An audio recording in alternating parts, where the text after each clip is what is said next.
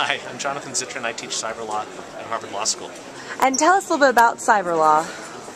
Well, not many people are sure what it is. In fact, I think the people who study it aren't entirely sure what it is. Part of the challenge is to figure out what we're studying. For my part, I think what cyber law is trying to figure out the special dynamics of how the internet works and how people relate to each other on it, and what to do when conflicts come up, how to solve them in ways that somehow work better than let's just throw everyone in jail.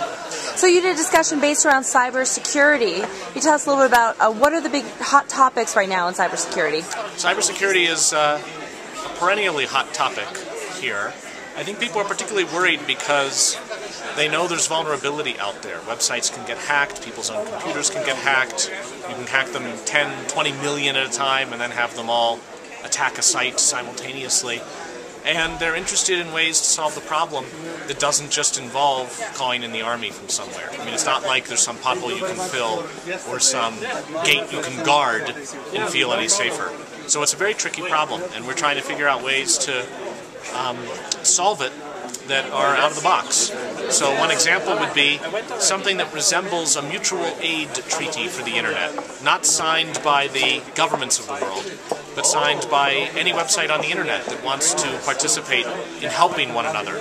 So just the way that if a ship at sea runs into trouble and says SOS, other ships, maybe even from competitors, divert from their course and help, so too could you have websites that say, you know what, if I go down, this is the data I'd like to have saved and still made available, and please guys, will you do this? And in exchange, if you go down, I'll mirror your stuff. And this kind of very simple reciprocity might be a new approach to trying to keep data flowing, even as against attack or censorship. So for any of the people out there watching this video that sort of want to do something individually to help protect themselves online or to help be part of, the movement towards a safer internet, what would you say?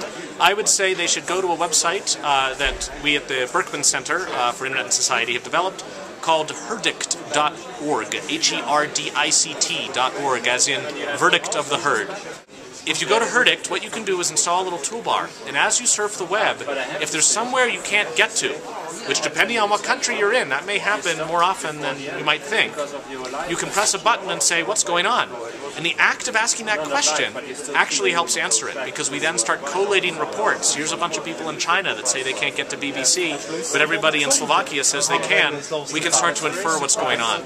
So that's one way that people can participate together in helping to enumerate where there are blockages in the internet, either because of censorship or because a website has gone down. Great. And then last question, you're a young global leader for the World Economic Forum. You've been coming for a few years. That's true. What are the highlights for you? Why do you come back each year?